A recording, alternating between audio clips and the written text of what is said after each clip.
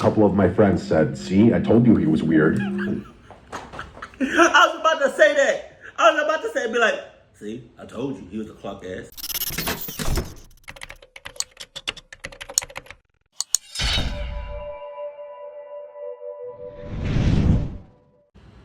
Sup? So let's go. You got your snacks? Cuddle Buddy and Adidas. Check, check, check, check, check, check. To Rodney. I once met this dude named Matt when I was out with friends at a bar one summer. I was out with a big group, and Matt and I made friends at the bar, vibing over the Cubs game that was on. Right. My group kind of dispersed away from me as I spoke with Matt, so it wasn't like Matt really spoke to any of my friends. We ended up exchanging Instagrams, and he had a decent amount of followers on Instagram, and his pictures made him seem like a normal 20-something-year-old dude who likes to go out, travel. That's where you lost me. He seemed like a normal guy. But he not. He not. He a clock ass. Got it. And stay active. After we exchanged info, I went to go find my group. Honestly, whenever you bro out with another guy while you're at a bar, the odds of ever actually contacting each other again after exchanging info are slim to none. Is it? You always act like you'll hit them up, but come the next day when you're sober, you just have no interest. Well, the next day, which was a Saturday, I went out to another bar/restaurant with my friends. This was an outdoor spot on the water. It was for my friend Tyler's birthday. I put something on my Instagram story as we all sang at the bar for him. After about an hour, we were done with dinner and just hanging around the outside section of the bar, when I got a tap on my shoulder. I turned around, and it was Matt. Oh! He dabbed me up with a smile and said this was his favorite Saturday night spot. I introduced Matt more officially to my friends this time, saying, "You guys remember Matt?" Even if they hadn't really spoken to him, they did see him the night before. Well, as the night went on, Matt kind of hung around for a while, and it was fine because everyone was drunk, including him, and everyone was just having a good time. Nah. The next time I saw Matt was when he invited me golfing on a hot day. Honestly, I suck at golfing, but it's something I want to get better at, so when he invited me early one Sunday morning, I went. I think it was literally the following weekend after I saw him last. It was just him and I going. I tried to get a couple of my friends to go, but they were too hungover and said it was too early. Matt and I just vibed playing golf. I think it was only 9 holes. It took us like 2 hours. Afterwards, we got food, and then I went home to relax before work the next day. I saw Matt one more time out after that, before he invited me on a hiking trip with him to Arizona. Okay. Because you lost me at the hiking. Now, it's just me and you alone in the woods. I'm assuming it's the woods. Hiking. It don't necessarily have to be the woods. But I feel like when you mention hiking, in my mind, I'm thinking woods. But I don't know. It could be not the woods. It could just be, I don't know. I'm pretty. Let's just listen. Arizona and the Grand Canyon were always on my bucket list. I just checked the dates with work and confirmed I was able to go first, and I was an immediate yes. I asked Tyler and a couple of other friends to come with, but they were heavy no's. They said they couldn't get the time off work and needed to save money, the typical responses from any of my friends when I try to get them on a trip.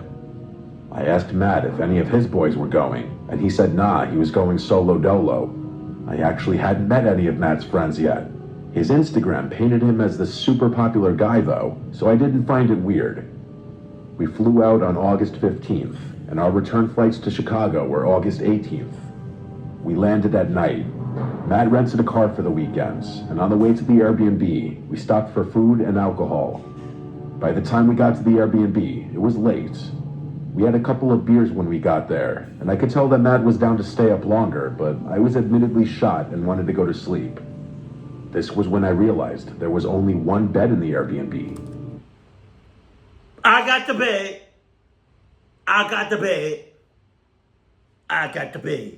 I be damned. Can you imagine?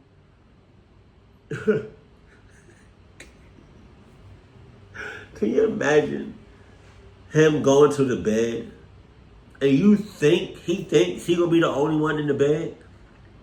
And so he's sleeping for a couple of hours. Now it's in the middle of the night. And all you hear and feel is, I'm gonna just go ahead and scooch in over here. Oh no, get your ass out of here. I'm pretty sure they got a couch in the living room. Go ahead and make yourself comfortable. I had never asked him to confirm that there were 2 bedrooms. When I brought it up, he pointed to the couch I was sitting on and said it's a pull-out couch. He then said relax and that he's not going to charge me for the Airbnb. Honestly, a free stay in Arizona, I couldn't complain about the couch. I pulled out the sofa bed, set up the sheets, and went to sleep. It was surprisingly comfortable. In the middle of the night, I woke up to Matt walking through the living room to the kitchen to get water. Wow. I'm a light sleeper. The sound of a pin drop will make me wake up. I rolled over and went back to sleep. The next morning, Matt woke me up early. It was a sunny, gorgeous day, and we drove straight to the Grand Canyon. Okay. I had no idea just how massive it truly was, or how many individual trail options there were. We hiked the Bright Angel, I think. I didn't realize how out of shape I was until that day. Matt was perfectly fine, laughing and telling me to keep up while I was dripping in sweat and out of breath. We took numerous breaks, which we used to take a million amazing pictures. It was beautiful. Eventually, we got back to the car. We had been hiking for over 2 to 3 hours, and I needed food. We stopped by a deli on the way back. It was a long drive back to Phoenix, and when we got there, we took a midday nap, and then after that, we explored around Phoenix. And of course, in Matt fashion, we drank at multiple bars. I gotta say, from the moment y'all first met up until this point, y'all are spending a lot of time together. Like, maybe that's just me, but I don't know if I don't know if it would happen that fast. I don't know. I don't go out like that. You know? I don't know if I don't know if it would happen that fast for me. Like, for me to meet somebody, a complete stranger, and then what? Next week? Or within that same week, we taking a trip together?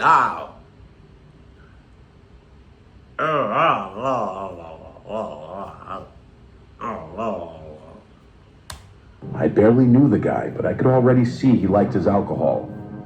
Fast forward, we got really, really drunk. Oh my God. But I think I got drunker, and I'm not sure how, because Matt was downing as many drinks as me. What the hell? We had to leave the rental on the street and Uber back to the Airbnb. It was late. Time flew by somehow. I don't remember much besides Matt blasting music in the Airbnb for a bit and my plugging my phone in next to the couch. I guess I just went to sleep after that.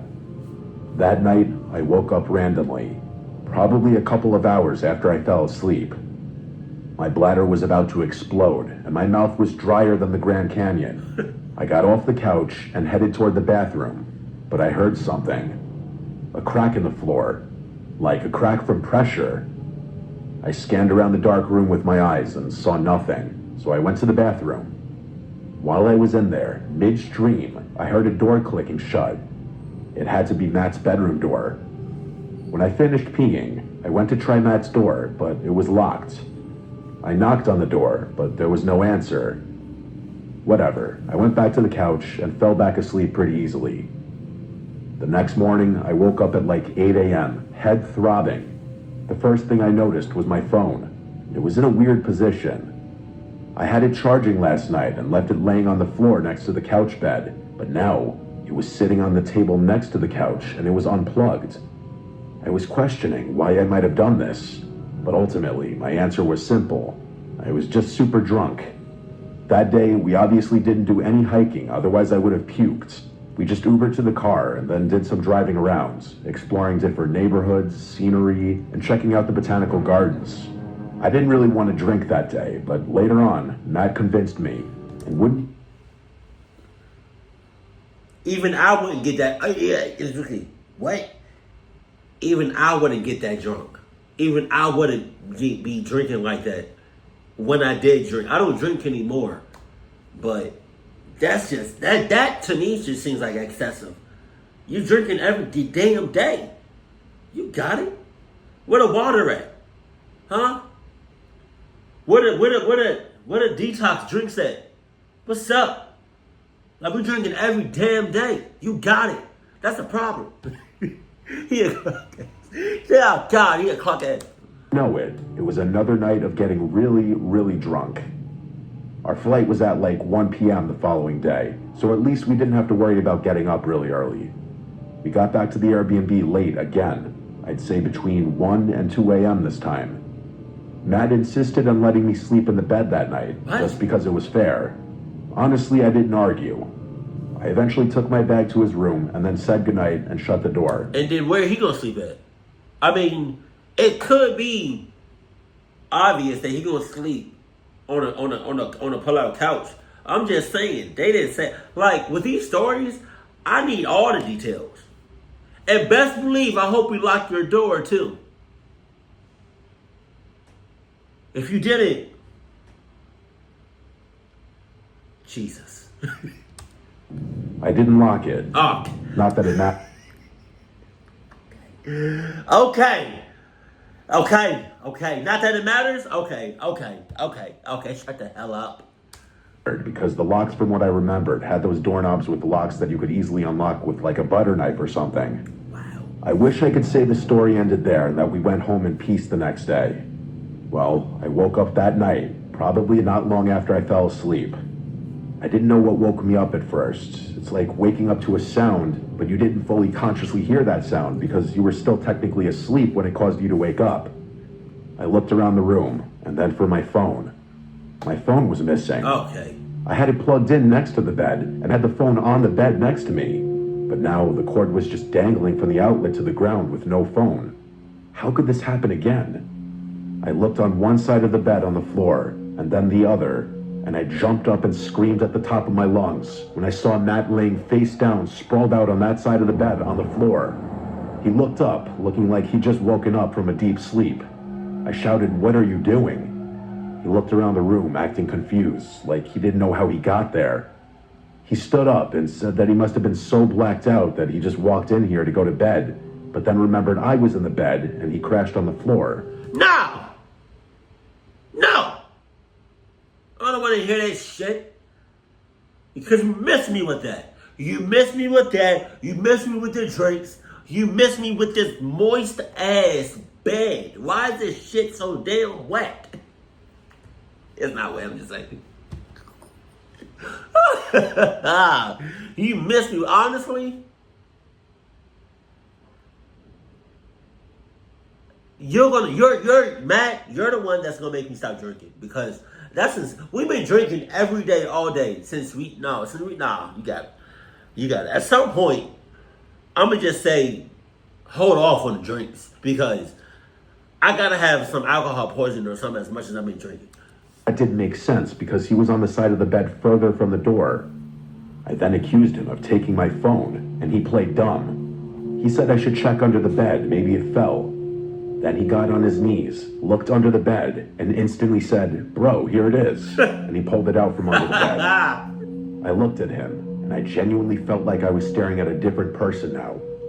Who was this guy? Did he really try getting into my phone twice?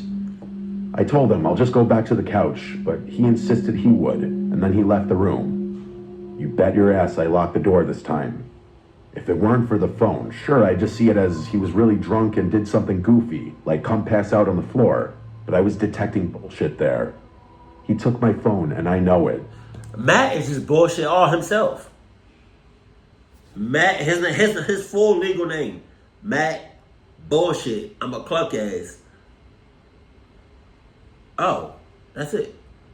First name Matt, middle name Bullshit, last name Cluck ass, Junior. Since I was still kind of drunk, I didn't really have much trouble falling back asleep. Once again, I wish it ended there, but it didn't. I woke up one more time that night, and this time, I quickly realized why. At the foot of my bed was Matt standing there, Wow. But all I could really see was his silhouette. For some reason, I didn't jump or scream this time. He sat down on the bed and started rubbing my foot, And that's when I screamed at him to get out. He wouldn't move, so I had to physically push him off the bed and out the bedroom door. I started packing my clothes into my bag and then quickly... Oh, he not gonna move? Baby, he not gonna move? I don't know. He not gonna move? Oh, okay. Huh? He not gonna move? Oh, okay. Because I got this lamp right here that's just chilling on the desk. You not gonna move? My bad. All right. How? Not sponsored by Mango. But if you want to sponsor me, Orchard Valley. What's up? I'm sorry. Toiletries and whatever else I packed. He didn't say a word. He sat upright on the couch watching me like a creepy NPC the entire time. You got it. Was the most unsettling part. I called an Uber to the airport. I wasn't staying there another minute. He didn't try to stop me. Hey, what if he said, hey, bro, where you going? We still got some drinks in us. We still got some drinks in us? That's what you said? Because you kind of slurred your word. Are you still drunk? The airport just as the sun was starting to rise, and as hard as I tried to sleep, I couldn't. My mind was just racing. I waited there the entire time for the flight. I paid like $35 to change my seat so I wouldn't be next to Matt. I looked out the window the entire time the plane was boarding so I wouldn't have to make eye contact with him. I didn't tell any of my friends until later that day. I just needed time to process and digest everything. A couple of my friends said, see, I told you he was weird. I was about to say that. I was about to say, be like, see, I told you he was a clock ass. I told you. Don't you know that, boy, we got hundreds of thousands of dollars saved up just to have a good time, go somewhere. But I didn't want to go nowhere with him. You got it. And I could have told you. But who am I to say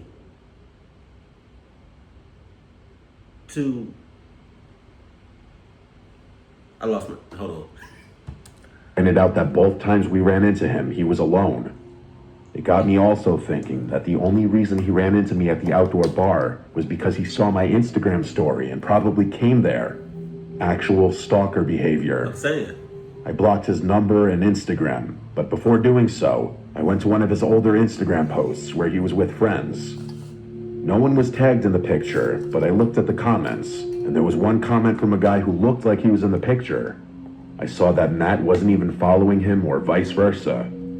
I took it upon myself to DM the guy, asking if he was still friends with Matt. The guy responded back within 10 minutes saying this, "Nah, guy's a freak, run away." From there, he told me about his own experience along with the other guys who used to be friends with him, who all had to cut him off. The guy untagged himself for Matt's photo, but he said he can't forcibly get him to take down the picture. He wasn't surprised at all when I told him what had happened in Arizona, and the guy's response was, "Guy should be in jail." It's crazy that I thought Matt was just a Honestly, he should have been in jail how many times he was drinking. Like, there's a difference between drinking and just, like, excessively drinking. But then, like, the amount of times y'all were drinking, that was just, oh, God. It's like he was trying to do some shit. Trying to get you plucked up. Who was looking for a bro, but he ended up being a potentially dangerous predator. I still just want to know what he was trying to access on my phone. Man, hell. Kyle. What's up, Kyle? You better not be in cahoots with Matt. This happened last summer, around mid-July. I was home from college for a few weeks, and I was just trying to enjoy the break before my next semester started. My name's Kyle, and I live in Maryland. I had been talking with my two closest friends, Jason. Hey, I'm from Maryland. Shout out to PG County. What's up? And Marcus, about doing something together. What, Marcus? Just the three of us, like we used to back in high school. We all go to different colleges now, so it's rare that we get time like this. We ended up planning a weekend beach trip to Ocean City. Jason's family owns a small beach house there that they don't use much, and he got permission for us to stay there for a few days. It was nothing fancy, just a 2-bedroom place a couple blocks off the sand, but it was perfect for what we needed. Just time to relax, party a bit, and catch up. We drove down on a Friday afternoon. The weather was hot, upper 80s, with that heavy, humid air that sticks to your skin. It smelled like sunscreen and salt water the second we got into town. We spent the day walking the boardwalk, messing around in some of the arcades, and people watching. The beach was packed with tourists, kids running around with beach balls, families with umbrellas and coolers, and lifeguards constantly yelling at people to move out of the restricted areas. Everything felt normal. It was just a fun summer day. Later, we went back to the house, grilled burgers, had a few drinks, and started playing drinking games. By midnight, we were drunk and bored, and someone, maybe Marcus, suggested we go back to the beach. Hey, I just want to let y'all know, I know y'all hearing the name Marcus, but I can assure you that he's saying Arcus. There's something weirdly appealing about being near the ocean at night. The beach is almost completely empty, the air cools down, and there's just something peaceful about it.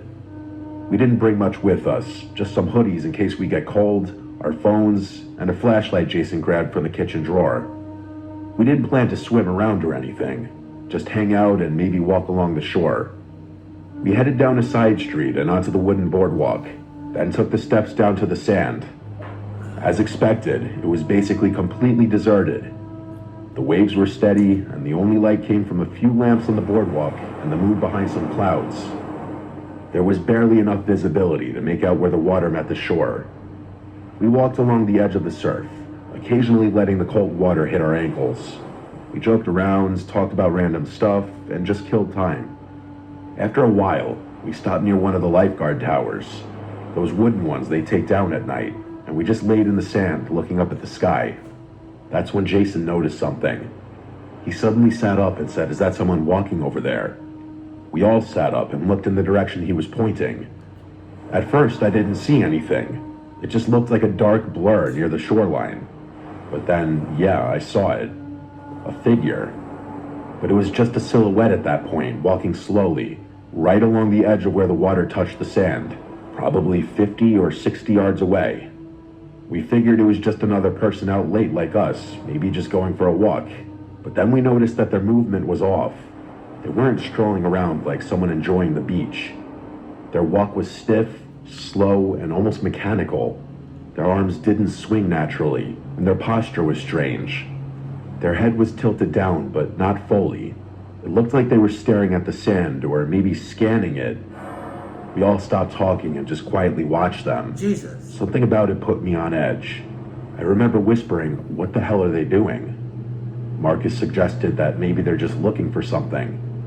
Jason joked that it was probably some drunk tourist who dropped their keys. We kind of laughed it off and went back to messing around, but I kept glancing at the person. A few minutes passed, and I noticed they had stopped moving. They weren't walking anymore. They were standing completely still now, and they were definitely closer, maybe 30 yards away. That's too close. That's when I started feeling uncomfortable. Right. We tried not to stare or shine our light at them, but it was getting hard to ignore. There was just something off about the entire thing. Marcus finally said, "They've been standing there for like 5 minutes. Who just stands like that?" Yeah. Also, who just witnesses all of this happening and still be there? I lied to you not. He could have said when he said, "Hey, is that somebody walking over there, or is that somebody over there?" I would have got up and left.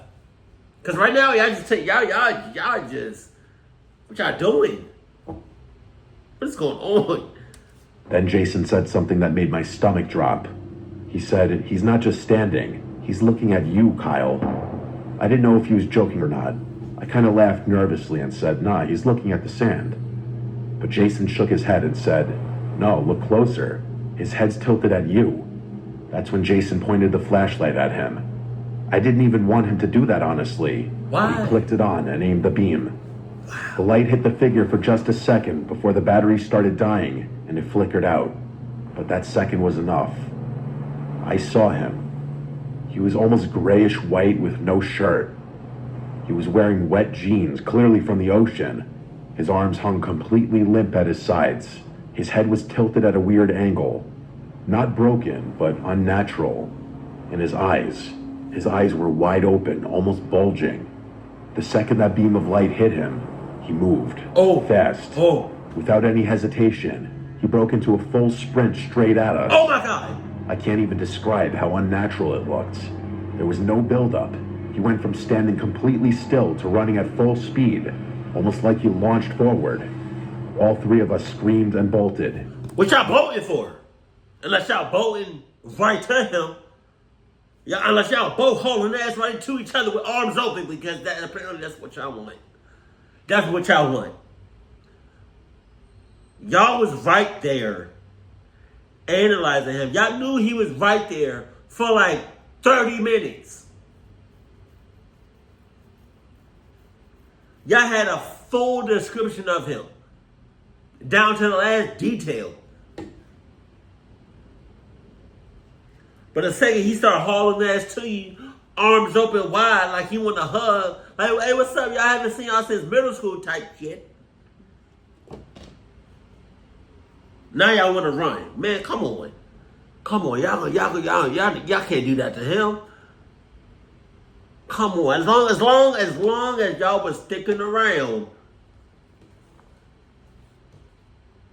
now y'all want to run. Now you want to what? Now you want to now you want to run away. Hypocrites. Even look back, we just ran. I could hear Marcus behind me, yelling go, as our feet pounded into the sand. My lungs were burning. We ran all the way back to the steps leading up to the boardwalk and didn't stop until we got to the street. Only then did we turn around. But he wasn't there. The beach was empty. There were no footprints behind us, just the sound of waves. We stood there frozen, trying to make sense of it. We didn't talk much on the walk back to the house. When we got inside, we locked all the doors and windows, pulled the blinds shut, and stayed up until the sun came up. None of us could sleep. I kept expecting to hear knocking or see that pale face outside the window, but thankfully it never came. That you know of. The next morning, we tried to laugh it off again, say it was probably just a... Laugh it off? Ain't shit funny though. What we laughing off? Please let me know at what point was what happened last night was funny. You let me know what was funny. What was funny? Because ain't shit was funny was last night. I feel like I didn't say words. Ain't shit funny about what happened last night. Nothing was funny about last night. I promise you that. You let me know what was funny. Let me know what was funny. Oh, why? Act out homeless guy trying to scare people. But deep down, none of us believed that. The way he moved, the way he appeared out of nowhere, the lack of footprints, it made no sense. We stayed one more night, but we didn't leave the house. One more night? We left early the next morning. Over the next few weeks, we tried to move on, but then Jason texted me one night. He said he'd been having dreams, the same dream over and over. He'd wake up and see the guy standing in the corner of his room, soaking wet, head tilted, just staring at him. No movement, no talking, just standing. Jesus. I told him that was messed up, but I didn't tell him that I was having the exact same dream. Everything was the same. The guy, the posture, just standing in my room, not moving and not talking. Sometimes I wake up thinking I hear the sound of wet footsteps in my hallway. But when I check, no one's there. Then, last week, almost a year later, I was scrolling through this local Facebook group that posts about stuff going on in Ocean City. Someone uploaded a photo they'd taken the night before from the beach. It was grainy and dark, but I recognized what they were talking about. They said, does anyone know who this creepy guy is that I saw standing by the water at like 1 a.m.? Jesus. I clicked the photo. It was blurry, but I recognized him instantly. Same posture, same pale skin. He was just looking down at the water. The comments chilled me even more. There were dozens of people saying they'd seen him too. Some said he was there for hours.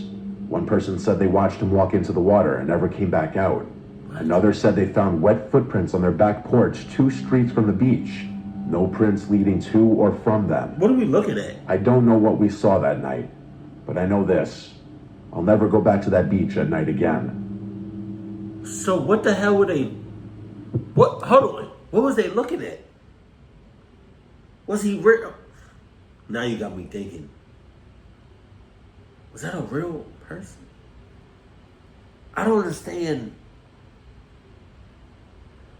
Oh, okay. Well, I'm never going back to that beach. Maybe he drowned or something. And that's just, like, I don't, what? I grew up in Massachusetts, and every summer since I could remember, I would spend the 3 months in a classic coastal New England town. You know the type if you've been in that area of the country. I don't. I had a big group of friends who always did the same thing, and we would get up to all kinds of shenanigans every day after our respective jobs. I was 19 years old when this happened, like most of my friends, and I had just gotten off of a dock boy job I had.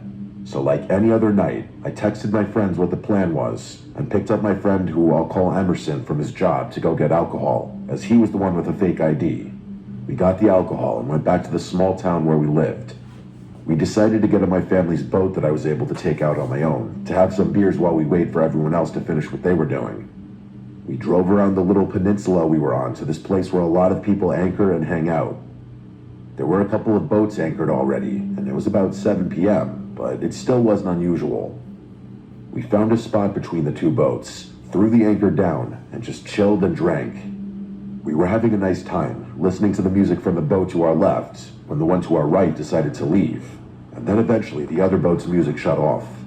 We thought they were going to leave as well, so Emerson and I, in our new drunken state, began to groan and yell to turn the music back on to keep the party going, and a bunch of other stupid stuff like that, but it didn't happen. We were sitting on the bow and started to drink again, before Emerson said, "Dude, look." I turned around to look at the boat and saw 3 people standing on the edge, just looking at us. My first reaction was to laugh because I was drunk, and then I turned back around, but Emerson kept staring at them. Now, admittedly, I don't have a great sense of danger. I tend to be optimistic and lighthearted about most things, but Emerson was obviously uncomfortable. I told him not to worry about it. They were probably just trying to get a better look or something, but he kept looking with an uncomfortable look on his face, which I didn't get at the time. At this point, it's pretty dark, nothing illuminating the area but the lights from their boat, and therefore you couldn't really see who it was, just the silhouettes of these people. After a couple of minutes of trying to get Emerson to snap out of it, I turned back around and saw they were in the same position, staring at us. I thought it was a joke, so I got the megaphone from the compartment over the steering wheel and said, "20 to watch, fellas," which pissed Emerson off because he sensed something wasn't right. I was putting it back when I heard one of them laugh, audibly a man, but something was off about it. It sounded almost sinister. It was slow and low, and it was kind of raspy. It was at that point that I started to feel uncomfortable. Emerson got up and said, "Let's get the hell out of here, bro. This ain't right." But I responded that it was fine. Okay. Right after that, we heard 2 splashes in the water from their direction and saw that only 1 silhouette remained on the boat. Okay. That made Emerson immediately start pulling the anchor up as I was laughing at the situation and at him, which, looking back now, was unbelievably stupid. He tried telling me to turn the engine on while I was laughing my ass off, watching him pull the anchor up as I was trying to drink my beer. In fact, I would have slapped the shit out of him. Wake up! Sober the hell up and let's get out of together. What? And let's get out of here. You know what? Clock this. Yeet! Right in the water and Malcolm fell from that looking ass. So much that I didn't notice the sound of the 2 people swimming near our boat. Emerson paused and looked at me with the anchor in his hands, which made me pause too. We couldn't see into the water, as it was dark and the lights were off with the boat. Oh man, I would have turned into Michael Phelps. I would have turned into some Michael Phelps with some Adidas flippers. Oh my God. I called out hello and got nothing. Even the sound of the splashing water stopped. Right after that, I simultaneously heard Emerson yell, "Oh shit," and a sudden splash of water behind me before I turned and saw someone trying to climb onto the back of our boat. I freaked the fuck out, and while turning the key, I saw a hand grab the railing on the side of our boat near Emerson, who was yelling and holding the anchor up, ready to fight. I finally turned the boat on and instinctively gunned it forward, smashing into the sandbar that was right in front of us. I put it in reverse and drove backwards as fast as possible until we were out of the little bay and back into more open water. I threw it back in neutral, and Emerson and I just looked at each other before he started giving me the "I told you so's" and "you're a dumbass." I fully agreed and said we should go back, at which he agreed. In hindsight, we should have hightailed it back to the boat docks near my house, but for some reason, we decided to pick up everything that was thrown around during our escape. We didn't even finish before I noticed in the direction we just came from, the lights of a boat approaching. Oh my It was God. approaching fast. I said no f***ing way and jumped back to the steering wheel and pushed full throttle. Our boat is old, so it doesn't go super fast. And even though I was full speed ahead, they were gaining on us. Emerson started to lose it, saying things like, "Who are these guys? What do they want? Why can't they just let us chill on the water?" So I told him to chill out and focused on going straight to the docks. After about 5 minutes, the docks were in sight, but the boat behind us was so close that we could see the bow itself going up and down with the waves. I honestly didn't know what to do. I banked a hard left and got as close to the shore as I could without beaching, and miraculously, the other boat peeled off in the other direction. We breathed sighs of relief, but I still went full speed back to the docks. After docking and being relieved at the fact that there wasn't any damage to the boat, we met up with our friends after that and told them what had happened, and also came up with some theories, like maybe they wanted to rob us, or maybe they wanted to take the boat. We didn't recognize the boat, so... Or maybe they wanted to cluck you up, rob you, and take all three. D or C, all the above. Probably weren't from around here. I don't know.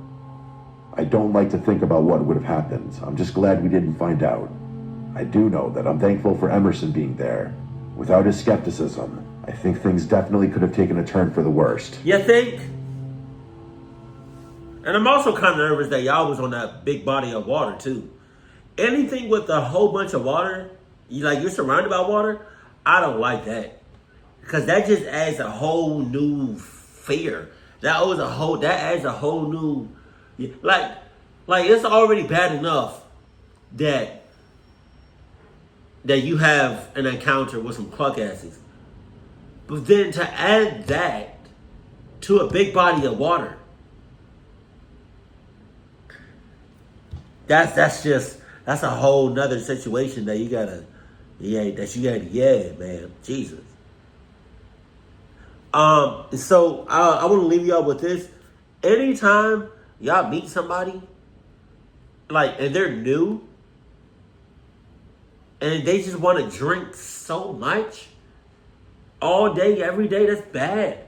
That is bad. That is bad. Don't do it. Don't do it. Don't do it.